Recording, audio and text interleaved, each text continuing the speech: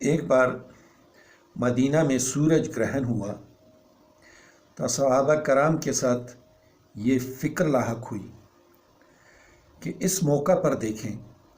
کہ نبی کریم صلی اللہ علیہ وآلہ وسلم کیا عمل کرتے ہیں تاکہ وہ بھی وہ عمل کریں۔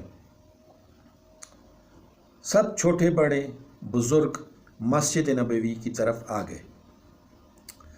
دیکھا کہ رسول اللہ صلی اللہ علیہ وآلہ وسلم